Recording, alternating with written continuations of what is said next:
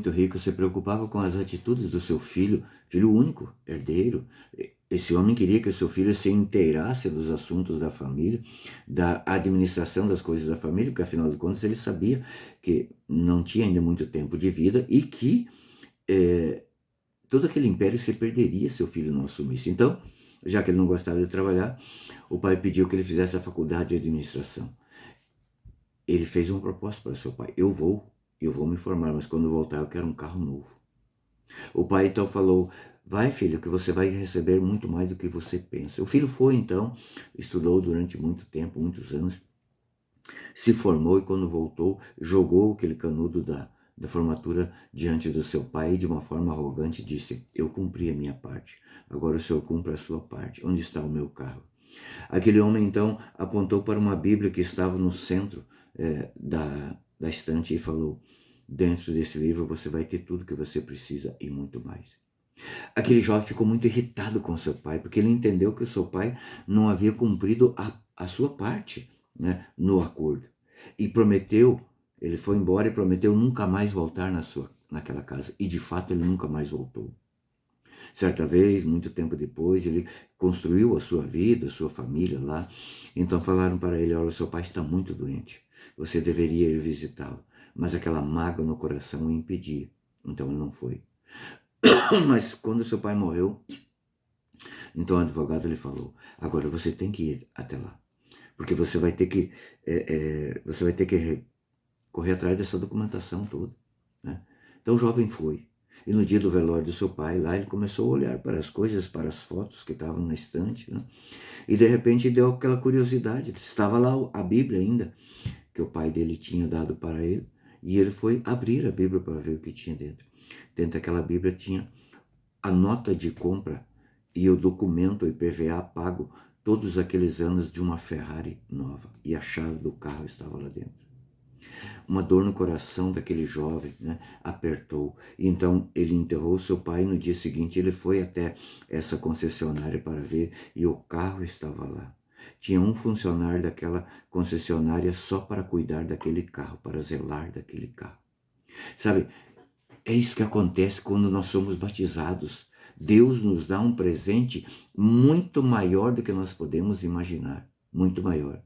E na maioria das vezes, né, quem ganha esse presente não abre esse presente, não sabe o que tem dentro.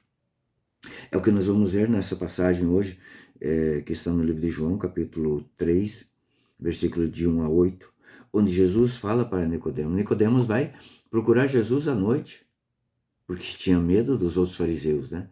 Então Jesus fala: quem não nascer da água e do Espírito não vai entrar no reino de Deus. Jesus estava aqui falando do batismo. O batismo nos dá a graça. Veja, quando nós nascemos, Deus nos dá a graça suficiente. O que é a graça suficiente? É aquela graça que nos leva a reconhecer que tem um Deus e que a nossa vida ela é mais do que essa matéria. Mas essa graça não consegue nos salvar. Então, no batismo, Deus nos dá a graça santificante e a graça atual. A graça santificante porque, a partir do momento que nós somos batizados, nós nos tornamos filhos de Deus, né? Então, se abre para a nossa alma essa possibilidade da santificação. A possibilidade da fé, e de fé em fé, a gente vai se santificando.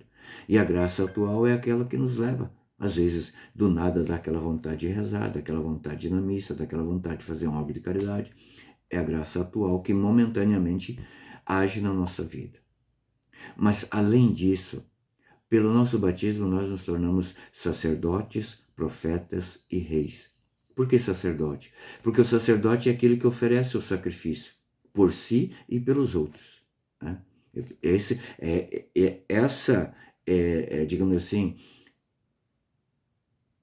a graça que nós temos de ser sacerdotes da nossa própria vida. Nós somos profetas porque nós temos o direito e a obrigação de profetizar as coisas de Deus na nossa vida. Profetizar na vida dos outros: olha, a coisa está difícil, mas em nome de Jesus vai dar certo. A coisa vai acontecer. Você vai ser alguém na vida. Você vai se levantar desse abatimento. Em nome de Jesus você vai. Isso é profecia. E rei por quê? Porque nós somos herdeiros do rei, o rei dos reis. Nós somos herdeiros.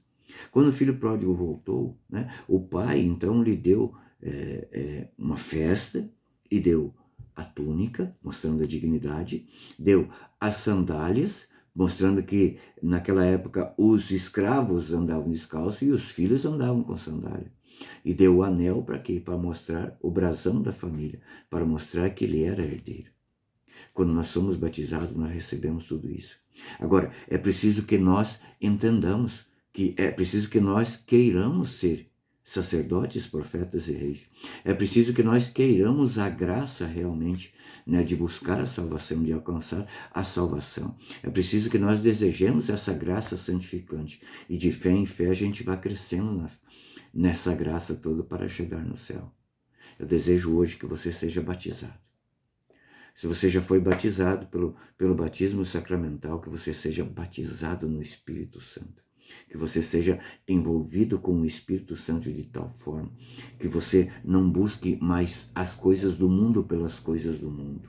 Sim, é necessário que nós busquemos as coisas do mundo, mas que nós não façamos das coisas do mundo o nosso fim último, mas sim algo, digamos assim, algo que a gente usa para quê? Para buscar as coisas do alto, para nascer de novo. Deseje nascer de novo da água e do Espírito, para assim merecer o reino dos céus. Nos vemos lá. Deus te abençoe.